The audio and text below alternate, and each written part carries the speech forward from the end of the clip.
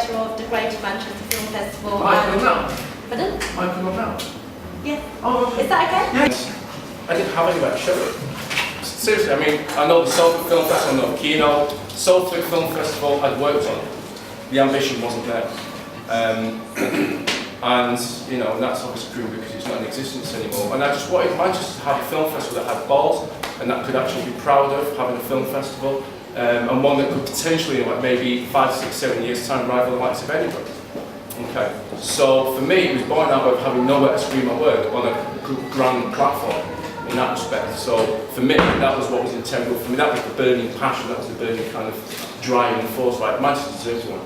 You know, we've got all this media kind of attention here now with Media City, etc. so on. The talent here, I'm telling you now, the talent's here. I'm sure Mark will agree with me on that one. The talent is here. No one's using it.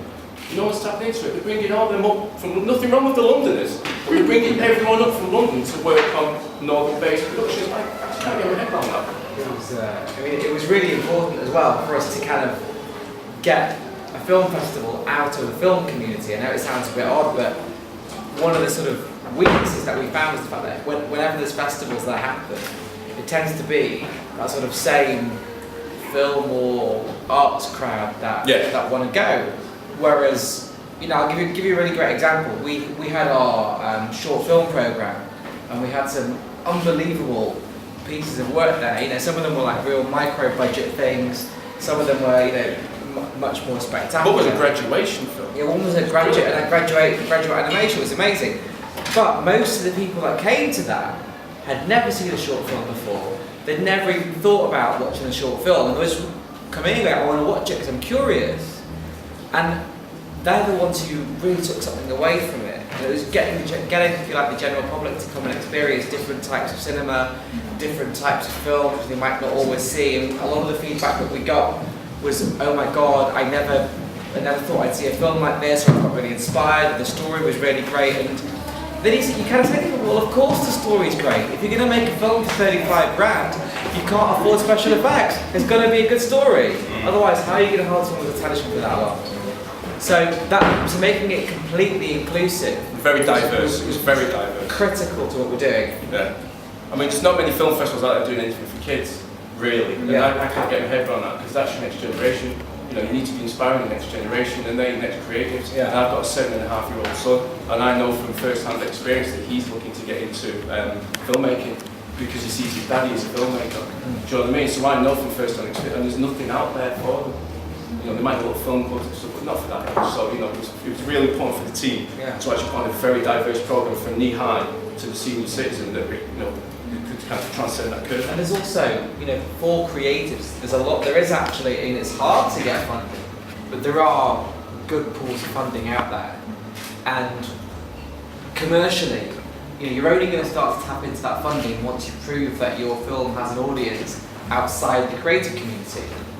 Because from a distributor's point of view, or from an investor's point of view, that's what they want to see. They want to see, you know, does this project have legs, or is it just, you know, to be absolutely frank, is it just some producer's folly where they've got a script that they want to make, and it's kind of cool, and, you know, they've got some of their mates involved, and that's fine. And that's fine, because some of those projects are very beautiful.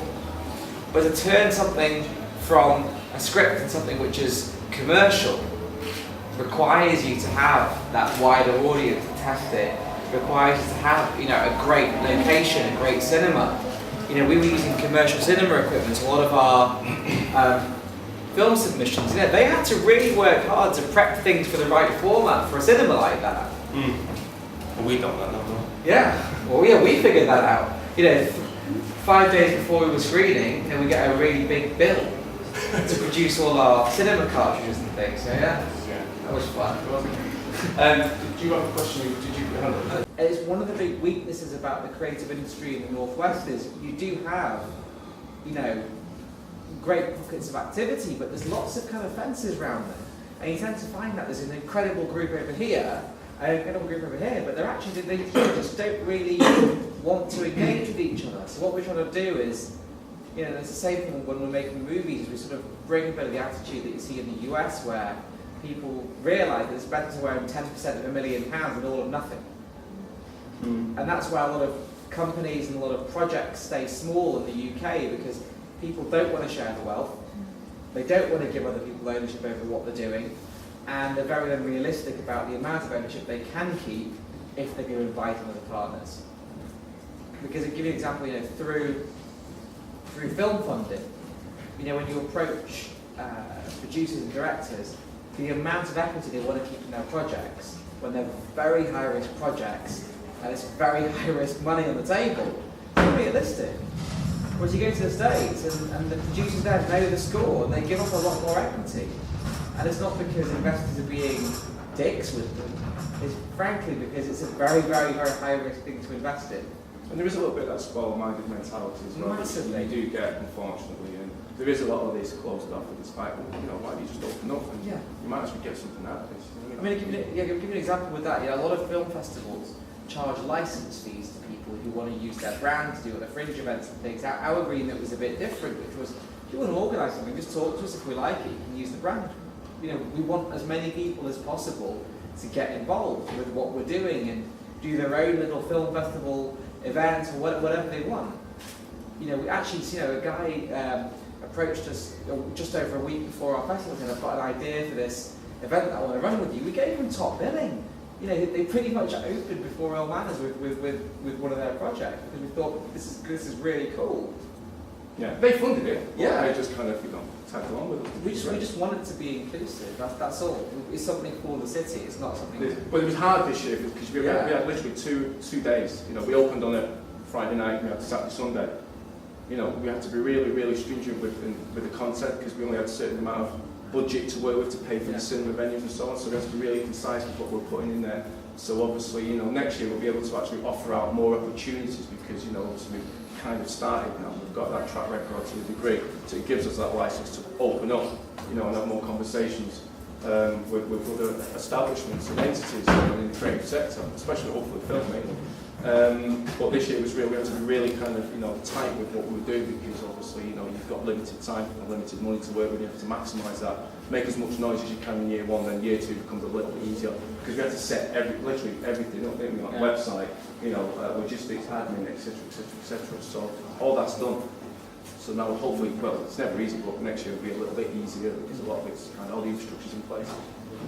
I was just wondering, about the content of the festival. Did you discover any kind of exciting talent that you might not have otherwise found out about or wouldn't have found out about as quickly if you weren't actually organising this kind of festival? For me, one of the success stories of the festival, personally, was we put a call out for film submissions as you do across the UK from various channels. And out of the 8 short films that were selected, we had a few hundred come in, and out of the 8 short films that were selected, 6 were from Great Manchester. And that wasn't by design. I swear down, it was not by design. It was we just purely watched. That's good, pull it in. And 6 out of the 8 were again from Greater Manchester. And the talent and the diversity of this project for me surprised me, personally speaking, because you get a lot of films that are submitted and it's either personally drama or some kind of bullshit Guy Ritchie type thing, or horror. Okay, but the diversity of the drama and the kind of, for me, the intensity of the drama and the subject matter went more like about homelessness, which was, that practically had me in tears when I watched it on my laptop.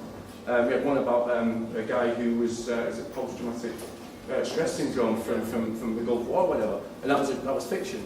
It was brilliantly executed. It was different, with its use of sound design and so on. Yeah. And just beyond an animation, it was a graduation film which actually won. It was brilliant.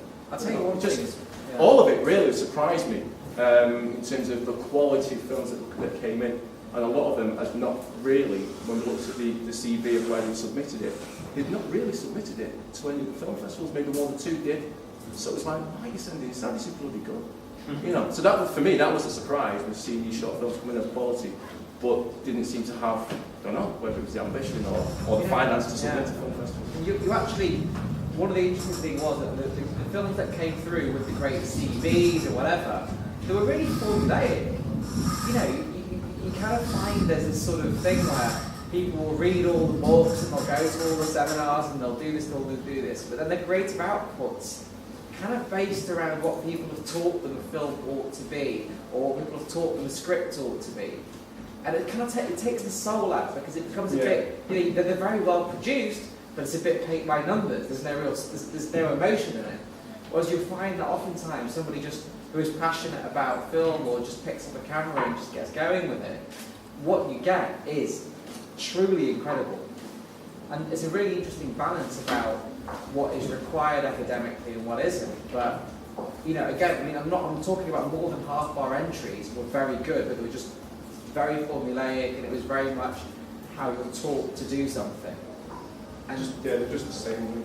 yeah, the same storyline, the same sort of script, the same sort of crescendos in the film and all this. It's just, you know, and that's really, really unexciting. And it's an unfortunate thing about, again, it's a very sort of British problem at the moment, which is people, rather than just getting on and doing it, say, well, actually, I'm not going to do it until I've done this raft of courses and seminars and all this sort of thing, and this internship over here, and this and this and this. And by the time they finish all that, their creativity is kind of been stripped out.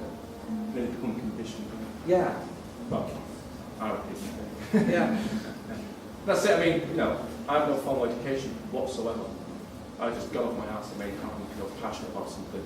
And I think if you can instill that into any project, belief, passion, a bit of soul, you know, a love for what you do. I mean, it's funny because someone asked Mark the question, like, you know, what is it kind of, you know, what's the kind of exciting thing about what you do? For me, I don't know how you feel about this, Mark, but it's the freedom it gives you. I can wake up each day going, right, what I'm going to do today is what I love doing, and not have some dickhead in my ear tell me what to do. Yeah. You know, but you have to get off your ass and make that happen yourself. No one's going to do it for you. Do you know what I mean? And whatever you do, musician, stand-up comedy, writing, whatever, you know, an artist, whatever, you know, you're just going to be true to yourself, right? You just do it. What's the point?